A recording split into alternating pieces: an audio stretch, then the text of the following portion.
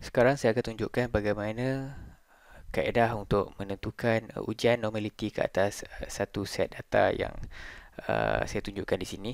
Okey, pelajar boleh gunakan data skor menembak yang telah saya masukkan dalam iFolio pada sesi latihan analisis deskriptif yang lepas. Okey, setelah pelajar telah bersedia dengan data tersebut, sila klik pada Analyze, klik pada Descriptive Statistics dan klik pada Explore. Okey, sekarang ni kita akan masukkan nilai skor pada bahagian dependent list. Okey. Setelah memasukkan nilai skor pada dependent list, ini bermakna ujian normaliti akan dilakukan ke atas keseluruhan nilai skor sebanyak 39 bacaan tanpa dibahagikan mengikut kumpulan. Klik pada Statistics, klik pada Outliers, klik Continue, klik pada Plots, klik pada Histogram dan klik Normality Plots with Test dan klik Continue. Seterusnya klik OK. Baik, ini adalah analisis menggunakan fungsi explore yang mana ia akan memberikan nilai deskriptif bagi set data tersebut yang menunjukkan nilai mean sebanyak 63, manakala standard error ataupun standard error bagi mean ialah 2.29, bagi standard deviation ataupun sisian piawai 14.31 ya. Bagi data-data lain, pelajar boleh lihat di sini seperti nilai minimum, nilai maksimum, nilai range dan nilai interquartile range. Bagi tujuan analisis kenormalan atau normality, data yang perlu dilihat ialah nilai skewness dan juga kurtosis. Nilai skewness sebanyak negatif 0.04 menunjuk 0.004 menunjukkan data ini bertabur secara normal kerana nilainya agak rendah. Bagi kurtosis juga sama, nilai 1.081 dianggap sebagai satu nilai yang rendah. Sekiranya nilai skewness menunjukkan nilai negatif, ia bermaksud ia negatively skewed. Jika nilainya positif, ia menunjukkan ia positively skewed. Bagi penentuan lain, kita boleh terus rujuk sahaja nilai test of normality. Okey, di sini ingin saya tunjukkan bagi nilai data yang bacaannya kurang daripada 100, gunakan petunjuk Shapiro-Wilk. Sekiranya nilai signifikan lebih daripada 0.05, dalam kes ini nilai signifikan ialah 0.14, lebih daripada 0.05, ia menunjukkan bahawa data ini bertabur secara normal. Kita analyse pula bentuk histogram bagi data tersebut. Jika pelajar rujuk bagi bahagian histogram ini, pelajar boleh lihat data yang ditaburkan ini featuresnya agak bertabur secara normal. Okay, kita boleh gunakan some extra function untuk lihat bagaimana curve bagi histogram ni. Okay. Mungkin saya tunjuk lagi sekali. Pelajar boleh double klik pada graf ini. Okay. Setelah double klik, sila klik pada ikon yang berbentuk seperti bell shape. Okay, pastikan dia klik pada normal ya. Dan boleh close. Okay, klik close this window. Okey, jadi satu garisan bell shape akan dibentuk pada jadual pada graf histogram.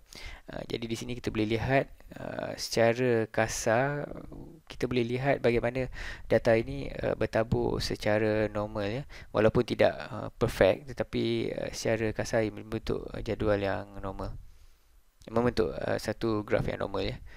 Okey, sebenarnya stem and leaf plot juga dapat menunjukkan bagaimana taburan data itu secara normal, tetapi kedudukannya adalah melintang. Antara kaedah lain untuk menentukan sama ada data tersebut tertabur secara normal atau tidak, pelajar boleh merujuk kepada normal QQ plot of score, yang mana bagi taburan normal, data tersebut boleh dikatakan hampir mendekati garisan. Okay. Satu kaedah yang lain, kita boleh melihat kepada box plot. Okey, rajah ini menunjukkan box plot yang mana sekiranya data tersebut bertabur secara normal, nilai garisan yang dipanggil garisan median yang berada di tengah ini sepatutnya berada di tengah-tengah kotak.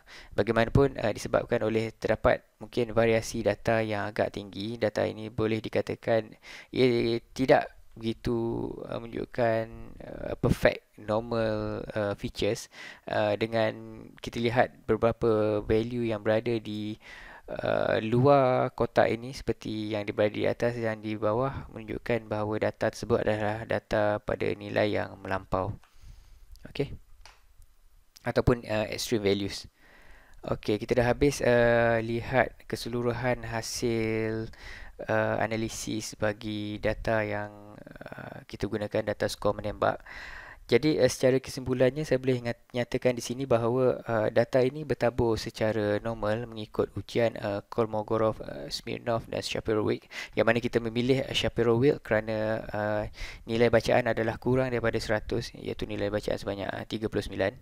Okey, penilaian ke atas skewness dan kurtosis juga menunjukkan data ini bertabur secara normal. Okey, dan juga ciri-ciri lain yang boleh dilihat melalui jadual deskriptif. Jadi di sini saya ingin ingatkan kepada pelajar terdapat beberapa prosedur yang perlu diketahui untuk membuat ujian normaliti, memandangkan terdapat beberapa aspek yang boleh dilihat untuk ujian normaliti ataupun beberapa elemen yang kita boleh lihat untuk menentukan sama ada data tersebut bertabur secara normal ataupun tidak.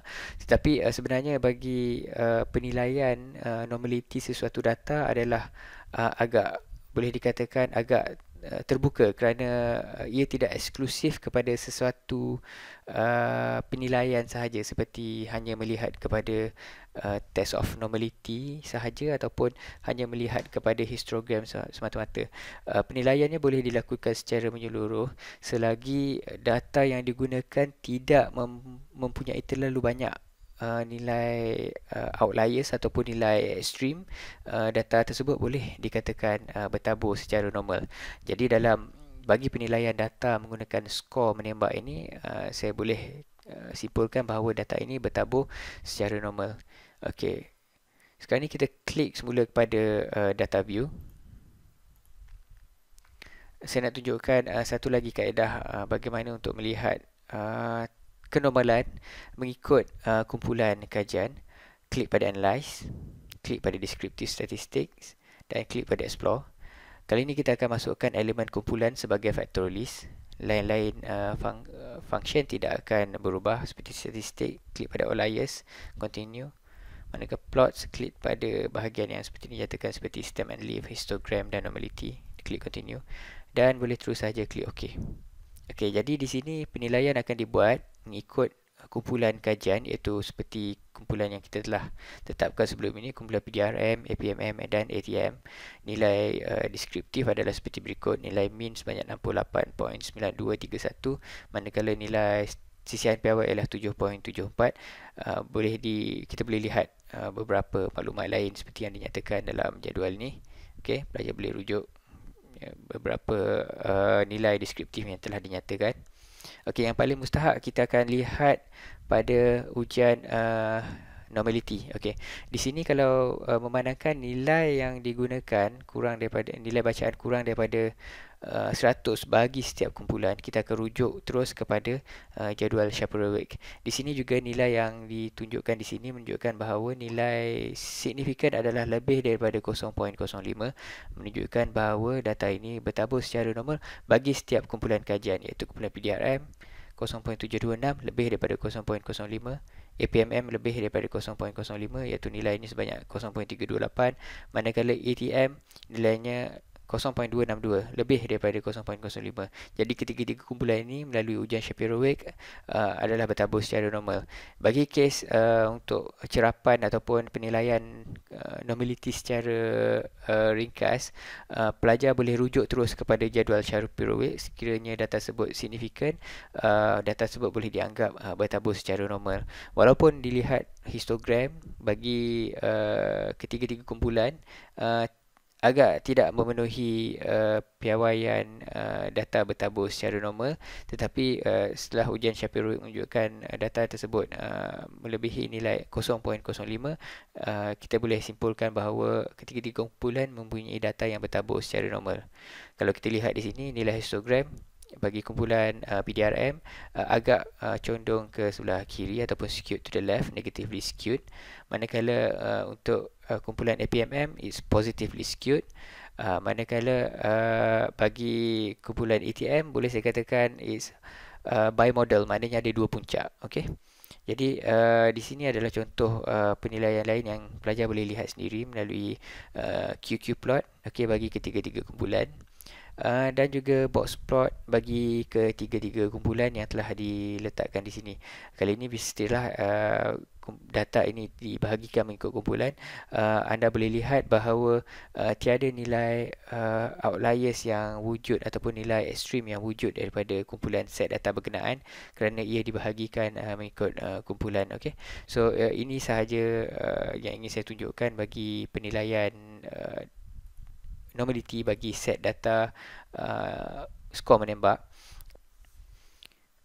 Sebagai latihan berikut, sila dapatkan data daripada rakan sekelas anda, data ringkas, dan sila jalankan ujian normality ke atas data tersebut dan tuliskan rumusan ringkas mengenai penemuan sama ada data tersebut bertabur secara normal ataupun tidak. Okey. Sekian, terima kasih.